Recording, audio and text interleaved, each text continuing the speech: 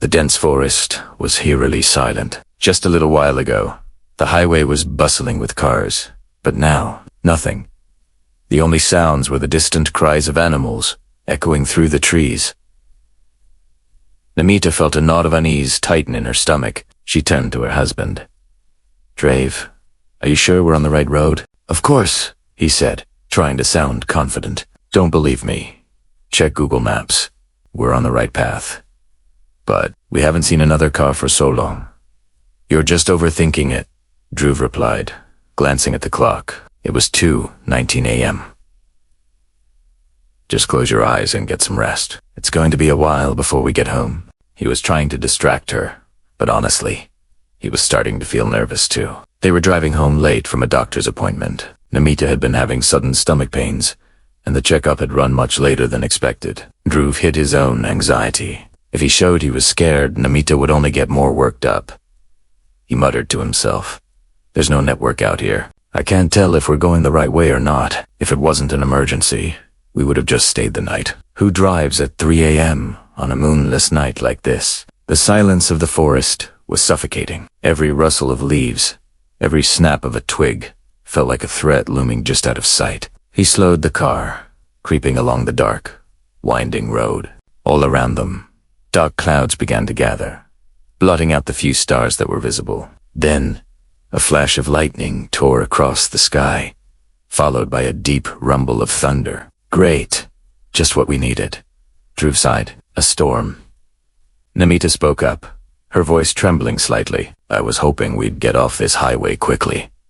"I know," Dhruv said, his grip tightening on the steering wheel. "Looks like we might have to pull over somewhere." The rain started to pour, a torrential downpour that quickly began to flood the road. Driving was becoming nearly impossible. He spotted a large tree up ahead and pulled the car over beneath its branches for some cover. Suddenly, thump, something heavy slammed onto the hood of the car. A moment later, streaks of red began to mix with the rainwater, streaming down the windshield. It was blood. Namita let out a piercing scream. Dhruv stared, his heart pounding, as the blood flowed down the glass. Then, a bloody handprint slapped against the driver's side window, stark and terrifying. "Dhruv. Dhruv. Let's go. Get us out of here. Now," Namita cried, her voice filled with panic. Relax. We're leaving right now," Dhruv said, turning the key in the ignition. The engine sputtered and died. "What's wrong with it now?" he grumbled in frustration. "You stay here. I'm going to get out and take a look." As he reached for the door handle, Namita grabbed his arm. "Dhruv, no, it's the middle of the night. Don't get out of the car." He stayed, trying the ignition again and again, but the car refused to start. Just then, a cold chill swept through the car. A shadow seemed to materialize in the back seat. The temperature inside plunged, and then, inexplicably, the engine roared to life. "Thank God," Dhruv breathed, not questioning it. He put the car in drive and sped away, leaving the terrifying spot behind. They finally reached the main highway, and a wave of relief washed over both of them. Soon, they were pulling into their driveway. But even though they were safe at home, Namita couldn't shake the fear. "Try to forget about it," Dhruv said gently as they got into bed. "It's not good for you to be so stressed in your condition." He fell asleep quickly, exhausted from the ordeal. But for Namita, sleep was impossible. Every time she closed her eyes, she saw that bloody handprint on the window. Later that night, the temperature in their bedroom dropped suddenly. She felt a warm breath on her shoulder, a stark contrast to the cold air. A shiver ran down her spine. Then, she felt a hand gently rest on her stomach, as if someone was stroking her unborn child. "Dhruv," she whispered. "What are you doing?" She turned to look at him, but he was fast asleep. A cold sweat broke out on her forehead. If Dhruv was sleeping, who was touching her? She scanned the dark room, her heart hammering against her ribs. There was no one there. Terrified, she lay awake for the rest of the night. A few days passed, and things seemed to return to normal, with one exception.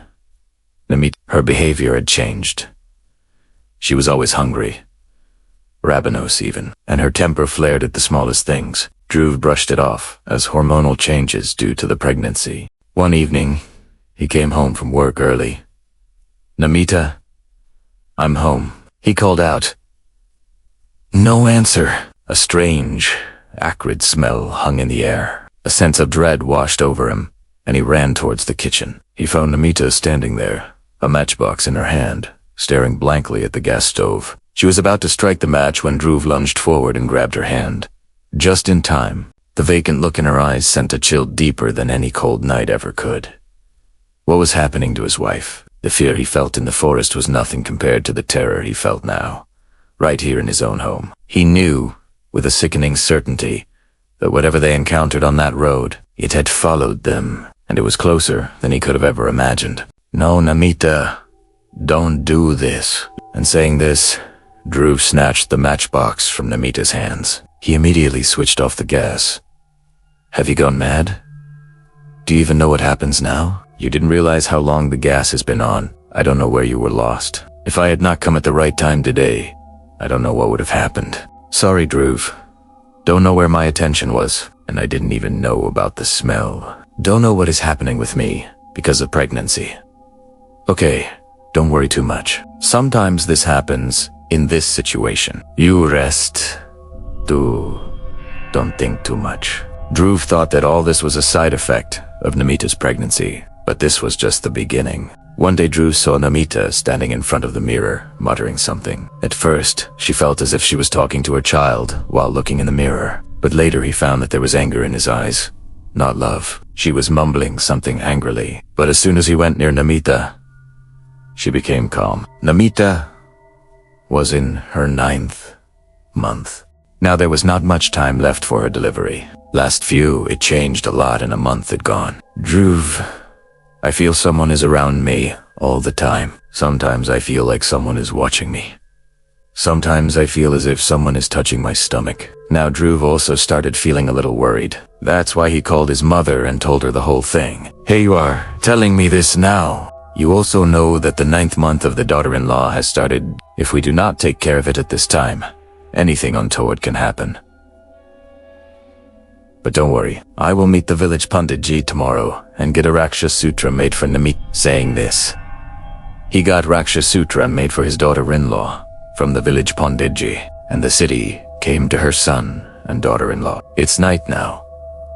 Panditji had said to tie it on the right hand of your daughter-in-law at the time of sunrise in the morning. Namita, I will tie this Raksha Sutra on your hand tomorrow."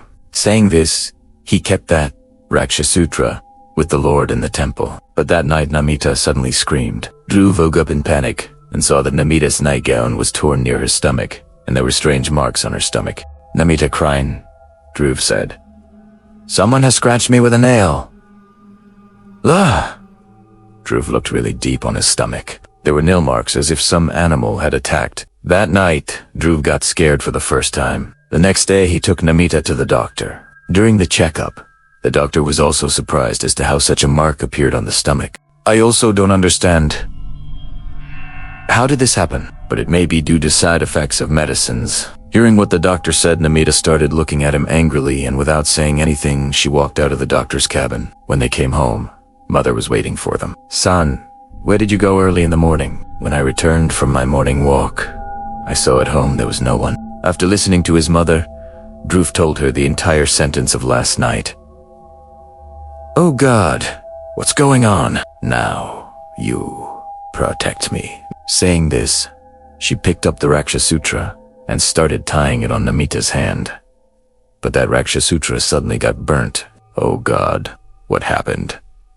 Nothing untoward is going to happen. Burning of Raksha Sutra, like this is a sign of some inauspicious thing. Both of you remember me well and tell me, when did all this start with you? Both Dhruv and Namita were shocked to hear their mother's words.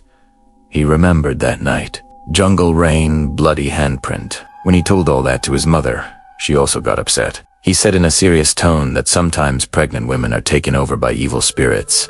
They accept that unborn child as their own. It is important to be careful. Otherwise, the life of both the child and the mother may be in danger.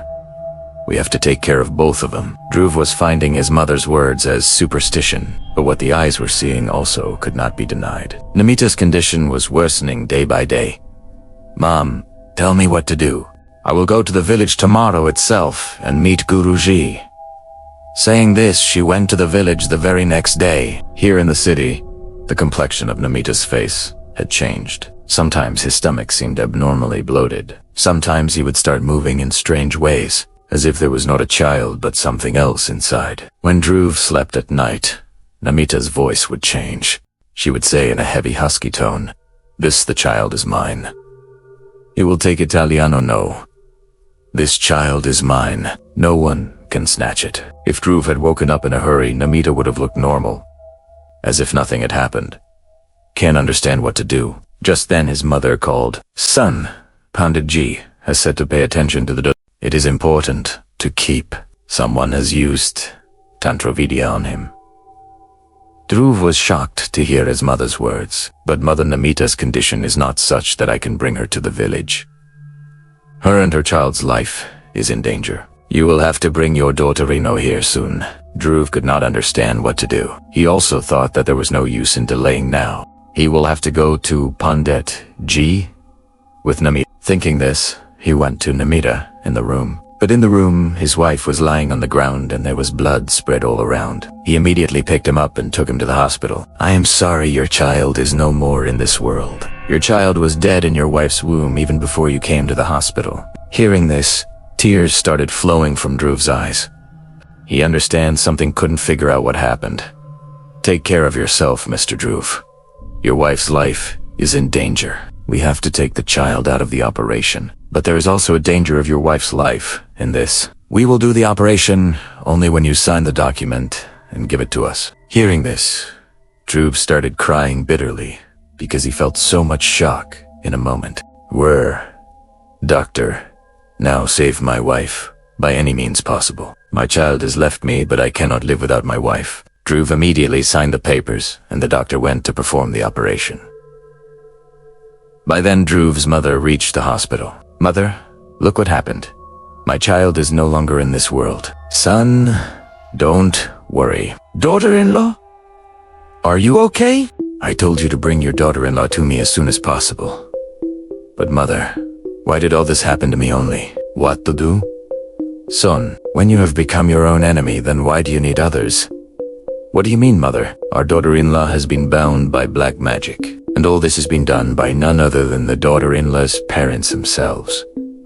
Today is Amavasya and Tantra was performed on the daughter-in-law on the Amavasya night, 5 months ago, due to which the daughter-in-law had a miscarriage today on Amavasya. Dhruv got very angry after hearing all this. After all, how can any parent care about his own daughter?